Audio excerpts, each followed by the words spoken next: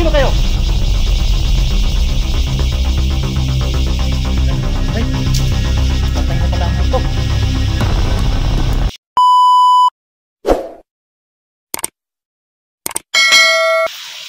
Malapit nang dumilim. Wala pa rin pala tandaan kung nasaan dumaan si Kuya Sando. Itong araw na akong naghahanap kay Kuya Sando at wala pa rin pala tandaan kung nasaan siya. May tumawag nga pala sa akin kagabi na Kuya Sando ay nasa kabilang bundok. Nakita daw nila sa upload ni Kuya Sando na nasa kabilang bundok si Kuya Sando. Siguro dito siguro na bundok ano. Napakalawak ng bundok na to. Paano ko kaya siya makikita gayong malapit ng dumilim? At ang tarik pa ng daanan. Sobrang tarik.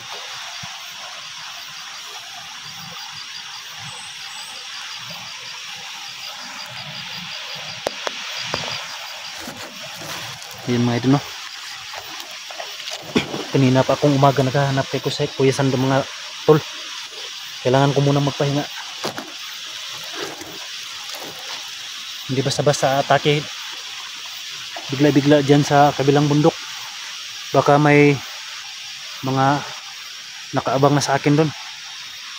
Kailangan ko muna hintayin na tuluyan na itong gumabi bago ako pumunta dyan sa kabilang bundok.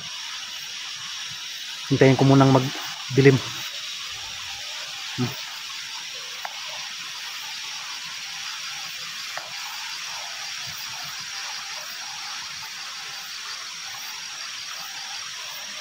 So, maghahanap muna ako ng madadaanan dito ano na safety at walang mga landmine.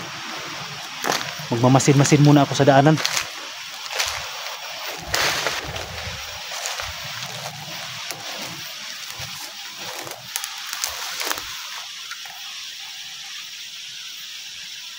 Sana okay lang silang dalawa. Sana mayroon pa silang pagkain. Sana may mga taong tumutulong sa kanila para makapagpatuloy sila sa kanilang paglakbay at makalabas dito sa gubat na ito.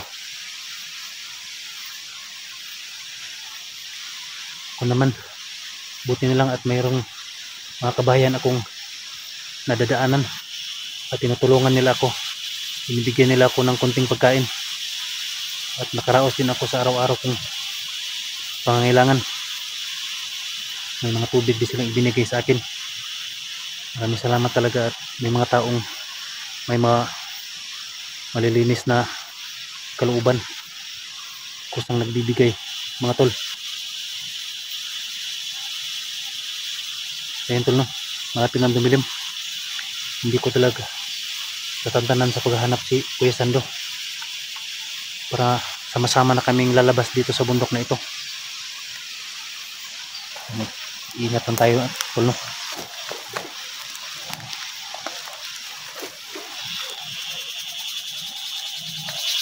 Siguro hindi lang malayo ang pinupuntahan ni Kuya Sando. Dito lang yung dumadaan. Walang ibang daanan dito.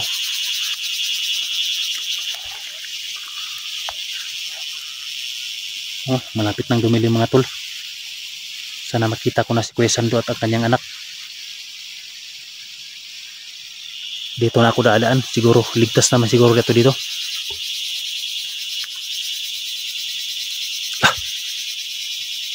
May mga taong nakahandua sa isa daan. Sino kaya ang mga ito?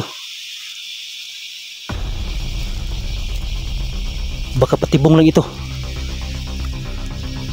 Tingnan ko.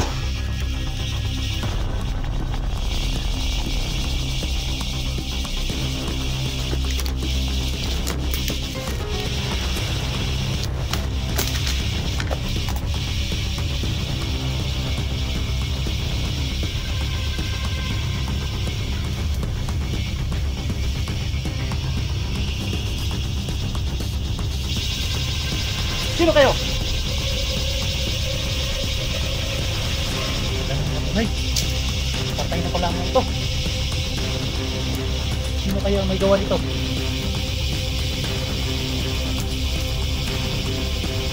mga tao to ni Commander Aguila. At kasagupa ito ni Kuya Sando. May mataas ng kalibre. Siguro mga tauhan to ni Aguila. May mga bala pa, oh. Dito ka sa bala. Kunin ko to, itago ko to.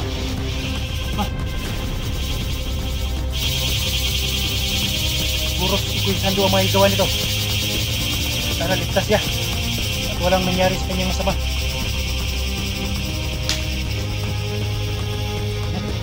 Talagang buhay ko.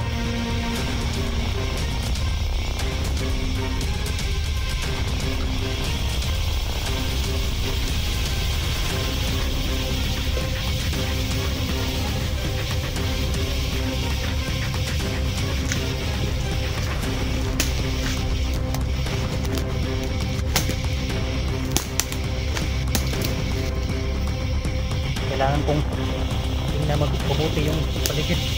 Baka may mga landmine silang itananim dito.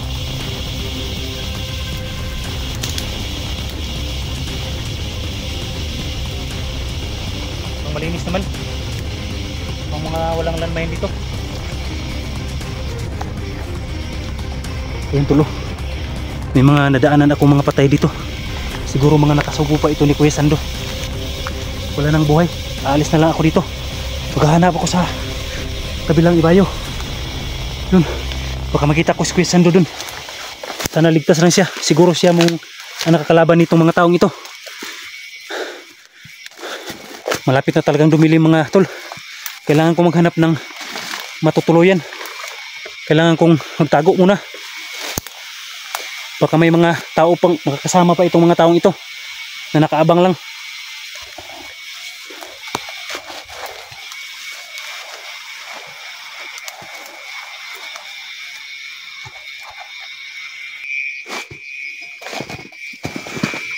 So ayan tol, no, gabi na talaga. May mga nakikita akong dalawang tao na patay doon. Nakahandua siya sa daanan. Siguro kung sino man na may gawa nun, kung si Kuya Sando man, sana ligtas siya. Dahil alam ko mga kalaban yun, mga tauhan yun ni Commander Aguila. So malapit na talagang dumili mga idol. Kailangan ko magpahinga. Dumilim na talaga tol. Kailangan ko muna magtago. Bukas na lang ako atake. O di kaya mamayang hating gabi para ang mga kalaban ay hindi makahanda at makatulog sila at bago ako atake. Kailangan ko muna magpahinga dyan sa malaking puno ng marang na yan. Tul. Uy!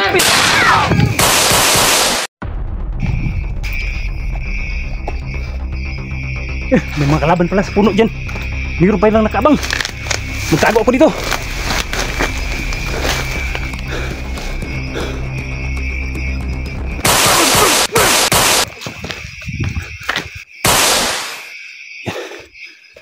Mayroon palang mga tauhan ni Aguila dito. Ayun tulo. Patay kong yung dalawa. Diyan sana ako magpapahinga sa malaking puno ng marang. May mga tao na palang nakaabang dyan sa akin. Buti na lang hindi ako napuruhan. Matinik talaga tong si Aguila. May mga tao na pala siyang ikinalat dito.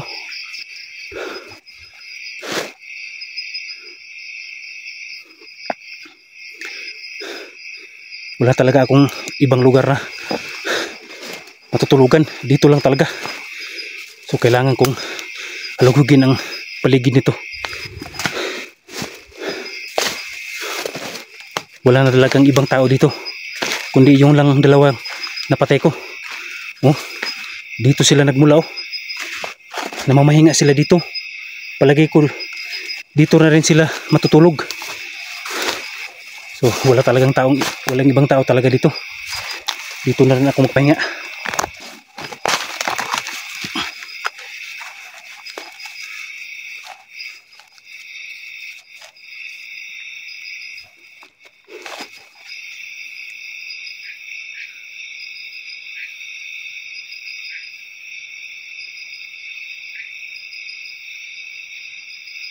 Kung nasaan man si Kuya Sando, sana walang masamang nangyari sa kanilang dalawang kasama ng kanyang anak.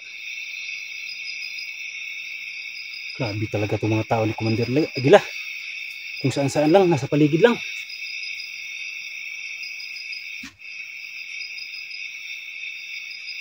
So bukas ko na ipagpatuloy ang paglalakad ano. Gabi na. Mahirapan akong tugisin ang mga kalaban nito. Lighter lang ang dala ko. Asa na kaya yun si Sando? Tol. May mga tao sa unahan, tol. Lalo na yung si Butalo Hunter. Naangat si Butalo Hunter. Sinulungan niya si Sando. Kilala nila ako mga tol. Akala ko sip ang punong ito. Kaya bata, ilan tayo makain na bigas. Ilan tayo pang palit sa bigas at silaw. Meron pa pala mga taong nakapaligid dito.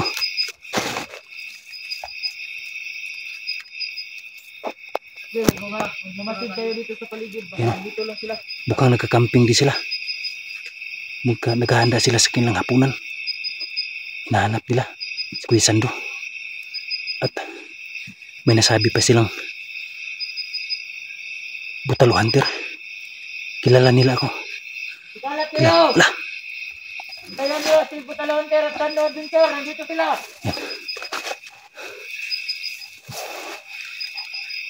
Alerto lang! Wala na talagang panahon. Ngayon na ang tamang panahon para ubusin ko ang mga tauhan ni Commander Aguila. Samahan.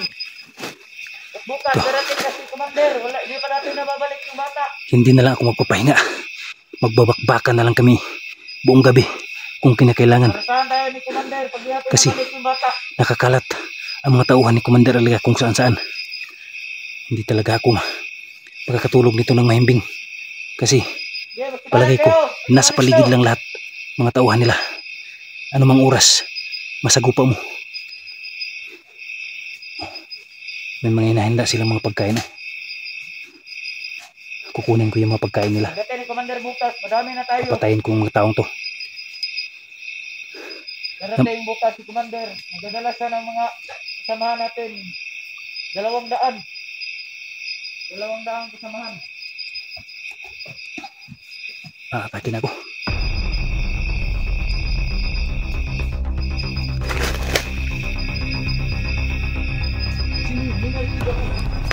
Ano yun?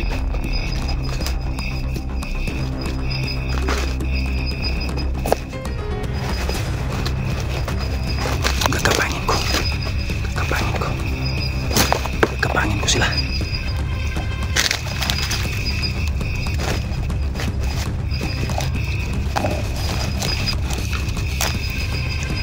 Yeah, magtikalat kayo! Nandito na sila sa paligid. Tanda kayo. Hinahanap talaga si Kuya Sando. Si Kuya Sando talaga ang hinahanap ng mga taong ito. Ayan o. Mga kalaban talaga ito ni Kuya Sando. Ikat na Butalo Hunter yan. Tulungan si Sando. Nakita ko yung bata kayo yan.